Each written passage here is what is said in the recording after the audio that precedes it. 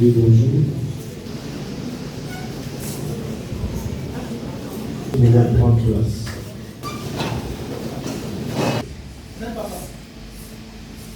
Mesdames et messieurs, pour qu'on arrive à prier aujourd'hui, il y a des gens qui ont fait des sacrifices. Il y a des gens qui ont sacrifié leur vie pour qu'aujourd'hui nous ayons la marche, leur marche à suivre dans la prière. Alléluia. Je disais, pour ceux qui étaient dans la semaine, nous sommes dans une période de formation, école de prière. Et j'ai expliqué pour ceux qui étaient là, et je vais continuer à leur dire que l'église sera ouverte de vendredi et mardi à vendredi. Amen. Pourquoi cela? Parce que, vu le travail que nous avons fait pendant plus de 20 ans, il est temps maintenant de calculer les époques, les périodes et les années pour respecter les normes de Dieu et que nous puissions nous reposer. Pour ceux qui ont été là dans la semaine, ils ont profité de certains enseignements que j'ai donnés. Je parlais de la vie. Amen. Je parlais de la vie. Dieu a dit que l'être humain doit mourir à 120 ans. Mais si vous arrivez à 100, déjà c'est suffisant. 120, le 20, là c'est le bonus. On n'en a pas besoin. Dès qu'on arrive à 100, c'est bon. Quand on glorifie Dieu, on est rassasié. Maintenant, je disais, bien aimé dans le Seigneur, la vie est divisée en 3 étapes, en 4 étapes, ou 4 périodes. La première période, c'est la période de 0 à 25 ans. Et deuxième période, c'est la période de 25 à 50 ans. Et troisième période, c'est la période de 50 à 75 ans. Et quatrième période, c'est la période de 75 à 100. Et j'expliquais de 0 à 25 ans, c'est la période de découverte du monde. Je suis né, je commence à découvrir que ça, on appelle ça cahier, ça, on appelle ça maman, elle appelle maman, on appelle papa. J'ai découvert l'école, je découvre les amis, je découvre qu'il y a des méchants, je découvre le monde.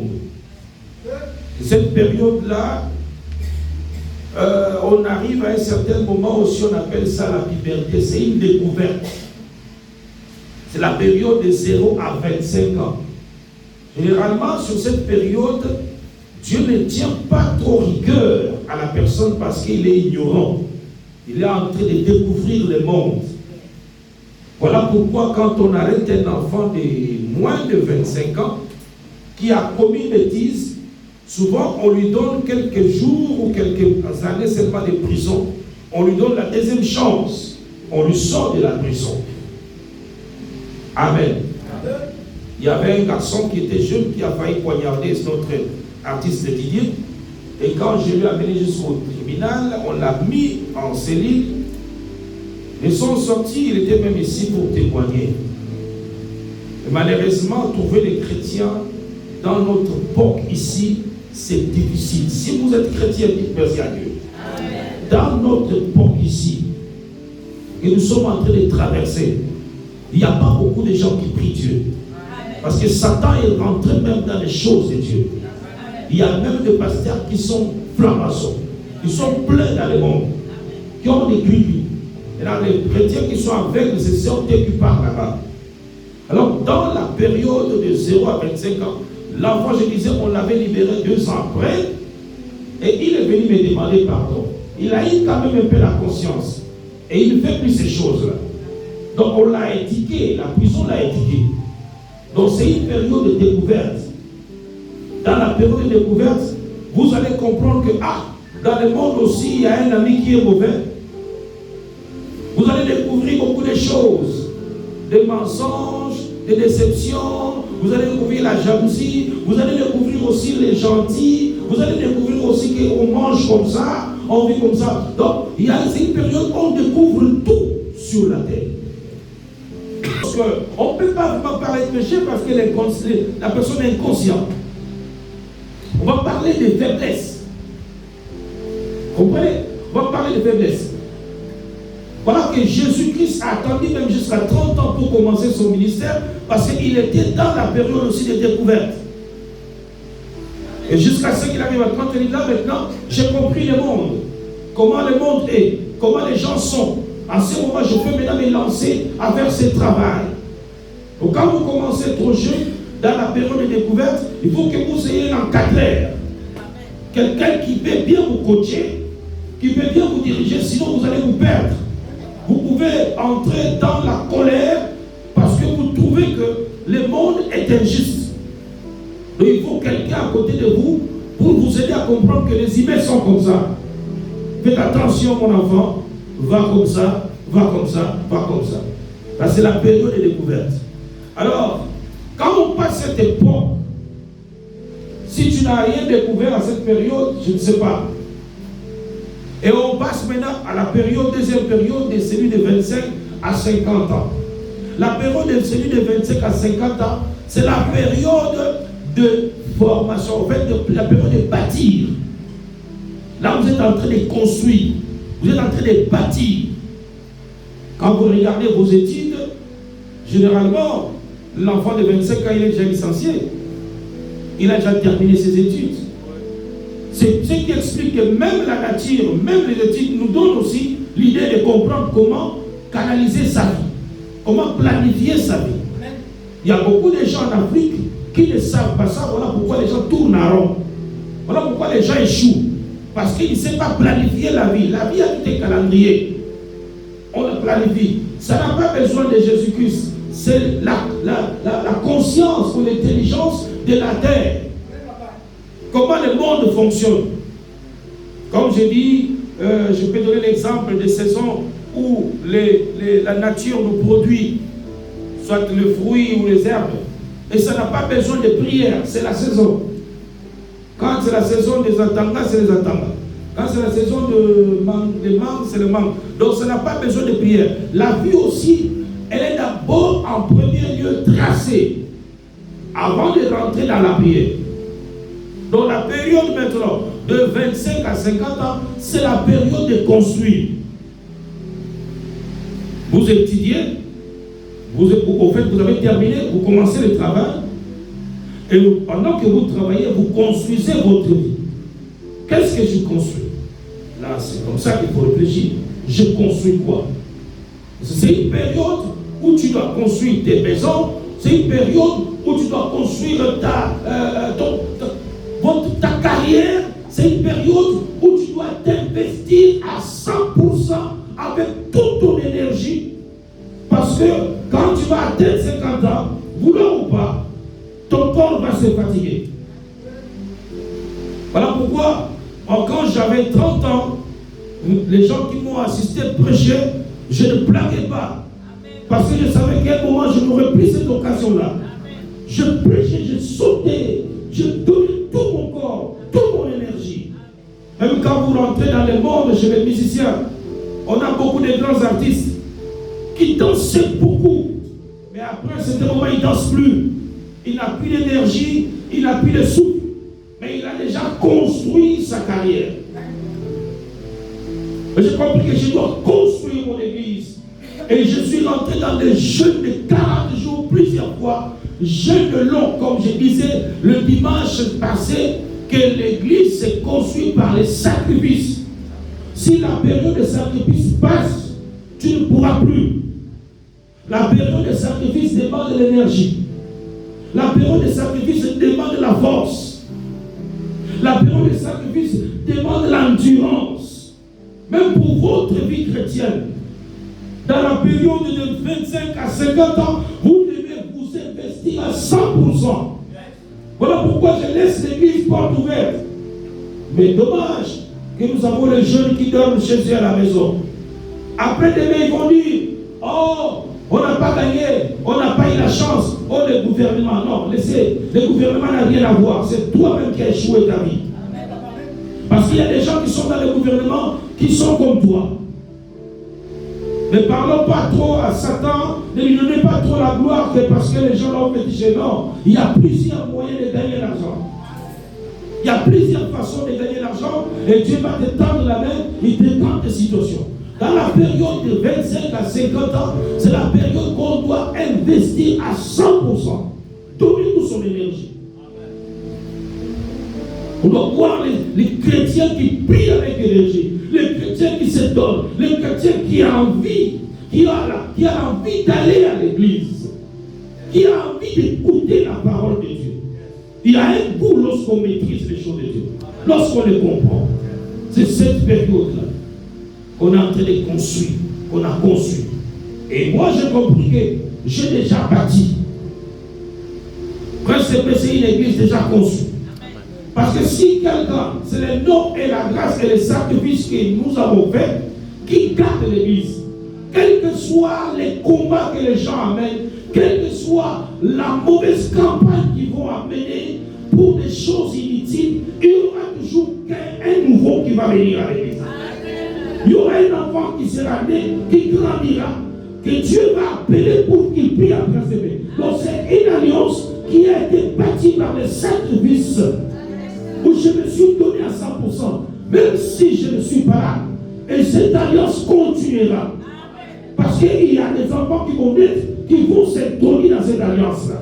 Dans la période de bâtir, nous l'avons fait. J'ai bâti avec toute mon énergie.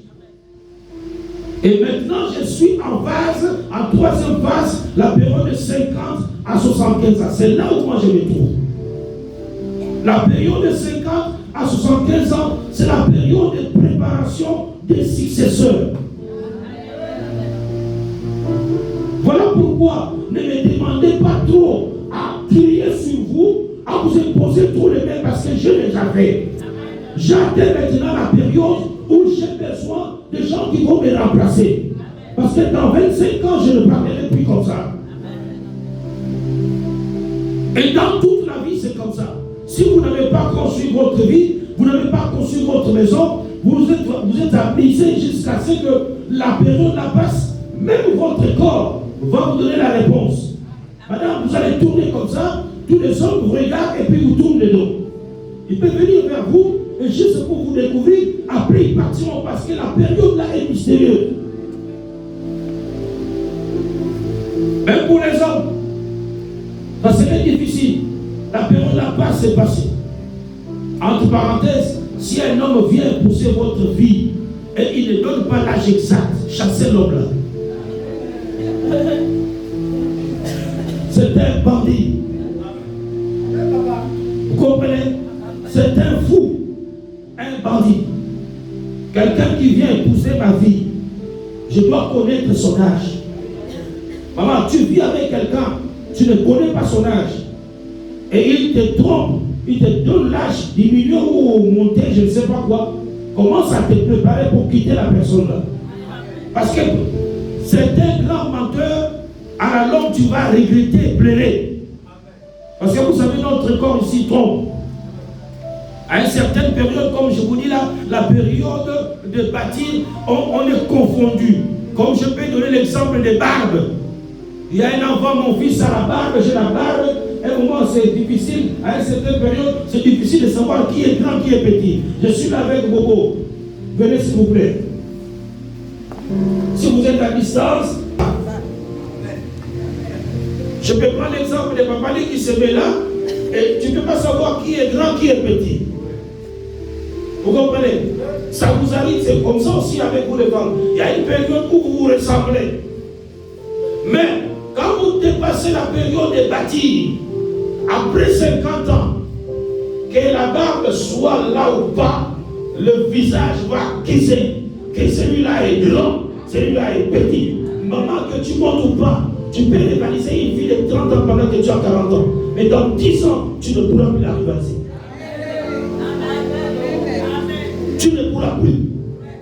Que tu montes, tu descends. Ton visage va montrer que tu es plus âgé qu'elle. Mais à un certain moment, quand vous avez 30 ans, elle a peut-être 40 ans, vous savez que vous brillez tous. Il y avait la match. Et comprenez que si vous avez 40, elle a 30 ans. Vous devez faire l'effort pour ne pas échouer. Parce que si vous échouez dans 5 ans là, dans 10 ans là, pour atteindre 50 ans, c'est un problème pour vous. Faites attention, mon frère.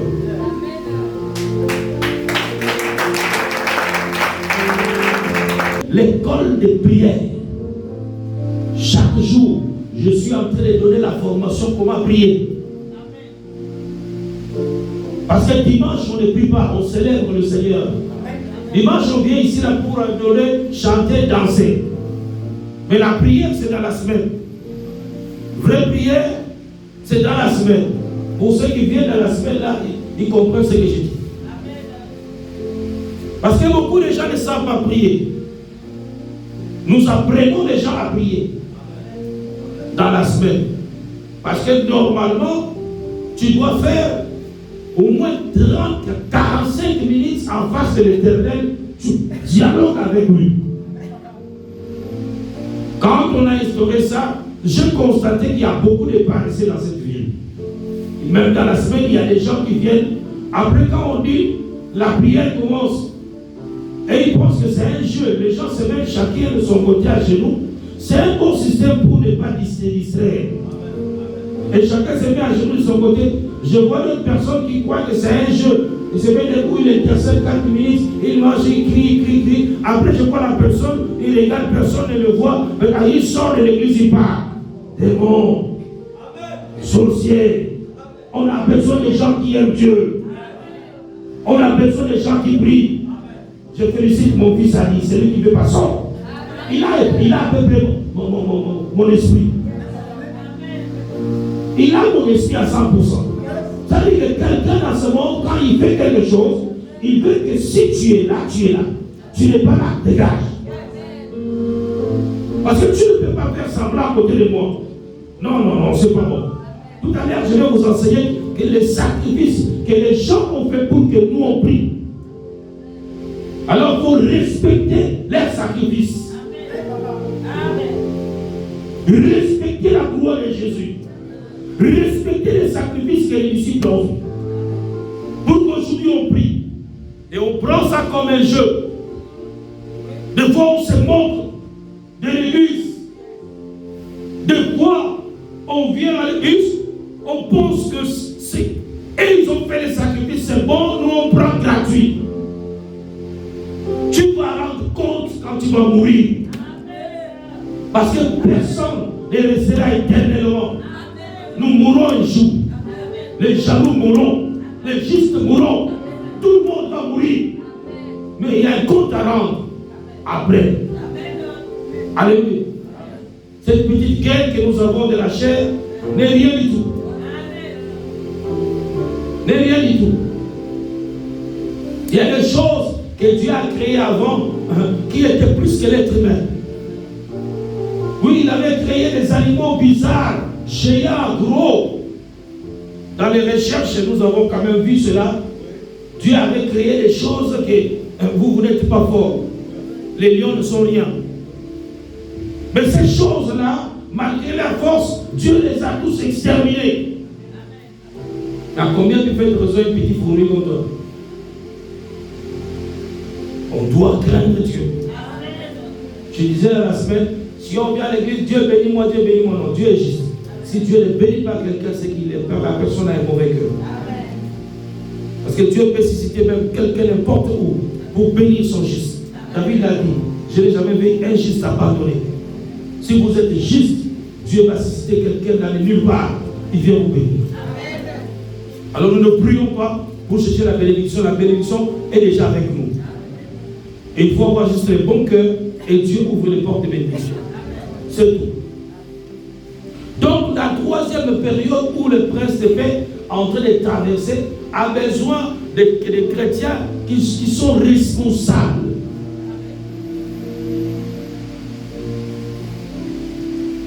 Parce que l'être humain comme nous sommes là, tous apprend. On ne peut pas faire les choses soi-même comme ça, non. Ce que nous on fait ici, nous l'avons appris. Et toi aussi on doit t'apprendre. Parce que ça ne sert à rien. Tout le temps, je vais seulement dimanche. Mais voilà pourquoi tu pleures à tout moment. Tu n'as pas le temps de prier. Tu as le temps seulement de chanter. Tu as le temps de danser. Les petits sujets de prière qu'on donne ici, tu les trouves même en retard. Le temps de quitter chez toi, je ne sais pas si tu habites en Toum, il n'y a pas d'embouteillage dimanche, mais tu arrives à 11h45, les sujets sont finis. Donc tu es très à l'aise de dormir tranquillement.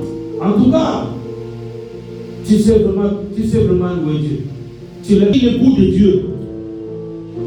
Dieu a un goût. Pourquoi on n'arrive pas à prier? La prière personnelle de la personne. La Bible même dit, Jésus a dit, si tu veux prier, entre dans ta chambre, ferme la porte et commence à prier. Deuxième exemple, lorsque les disciples étaient réunis le jour de la Pentecôte, c'était dans une seule maison, dans une seule pièce, n'est-ce pas, bien fermée comme celle-ci. Ils ont commencé à prier. Pour que leur prière soit efficace, le Saint-Esprit était descendu. Moi, je me pose la question. Quand est-ce que le Saint-Esprit descend sur toi? Est-ce que tu peux localiser le moment que le Saint-Esprit descend sur toi? Ou tu pries seulement, je prie? Et une prière comme ça ne peut pas avoir de bons résultats. Et une prière qui a des résultats, c'est une prière où le Saint-Esprit descend. Le jour de la Pentecôte, ils priaient ensemble. Quand ils prient, le Saint-Esprit descendit.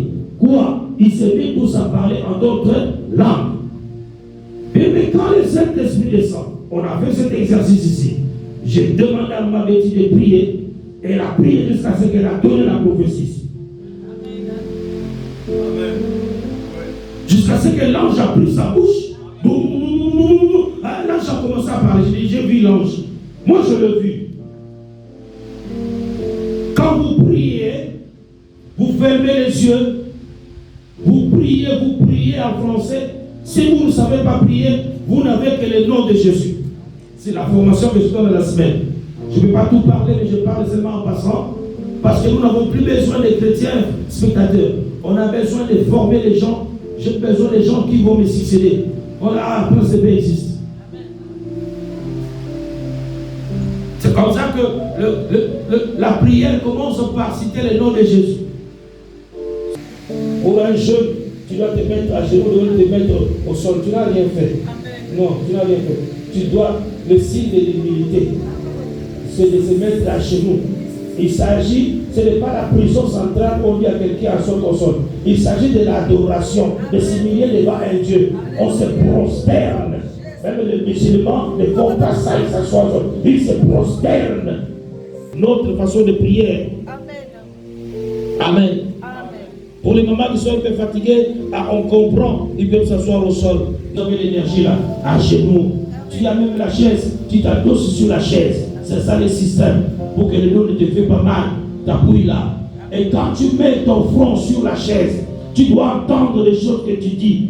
Les échos là, quand ça tape sur la chaise, ça revient sur toi, ça rentre dans tes oreilles, et du coup tu vas voir que le Saint-Esprit va changer ta prière. Jusqu'à ce que tu vas voir que la langue va changer. Là, tu ne te fatigueras plus jamais. C'est l'ange qui commence à prier. Quand l'ange prie là, il ne se fatigue pas. Mais tu n'as pas besoin de crier. Tu as besoin juste de parler. C'est toujours merci. Merci pour ma santé. J'étais enfant. Tu m'as élevé. Merci pour la guérison. Les maladies sont partout dans le monde. Mais toi, tu me protèges. Seigneur, merci pour ma famille. Seigneur, merci parce que tu m'as donné la bonne santé. Seigneur, merci parce que je le donne à ma famille. Seigneur, merci parce que tu me guides. Seigneur, je monte dans les voitures des gens fabriquées par les humains, mais je ne trouve pas sur la route. Merci. Seigneur, tu me protèges contre la sorcellerie sur la route. Merci. Seigneur, merci, tu me... Seigneur, je peux parler comme ça pendant 1 heure dans mon expérience. Juste pour dire merci à Dieu.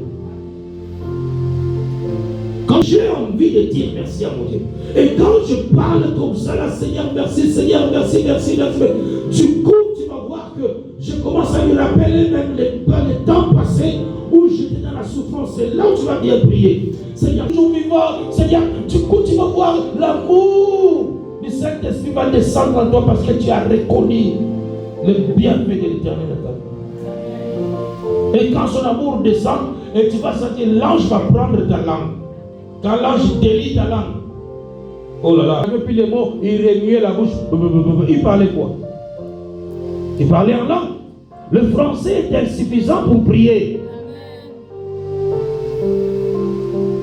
Votre langue là, le patois là, est insuffisant pour prier Dieu. Voilà pourquoi, le jour de la Pentecôte, les gens priaient en langue. Et les autres ne comprenaient pas ce qu'ils disaient. Une bonne église de réveil, un bon chrétien doit recevoir le Saint-Esprit et parler en langue. Et c'est un esprit qui dit les mystères. C'est entre parenthèses pour montrer ce que nous sommes en train de donner aux guerriers, aux successeurs des princes de paix.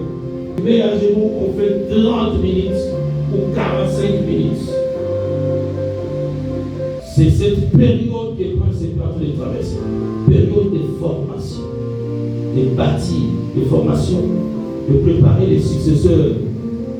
La période de 25 et de 75, la période de 75 ans à 100 ans, c'est la période de repos. J'ai déjà vu, j'ai déjà fait tout. Que Dieu nous garde. Unissez-vous dans la famille.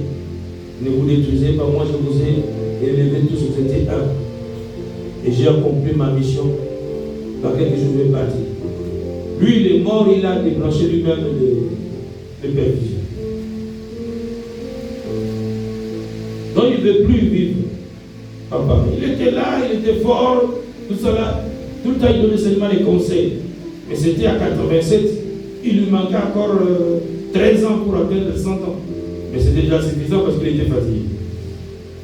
Il a dit, bon, j'ai déjà tout accompli. C'est la période des 25 à 100 ans. De 25 à 100 ans, c'est la période où on se repose. On est en paix. On regarde maintenant le travail fait. Investis sur cette terre. Parce que c'est ta progéniture qui vont rester. Le travail que tu es en train de laisser, c'est quel travail? Amen, amen. Voilà les choses que nous sommes en train d'apprendre dans la semaine. La prière, c'est dans la semaine. La prière, ce n'est pas dimanche. Dans la semaine. Nous prenons Jean chapitre 19.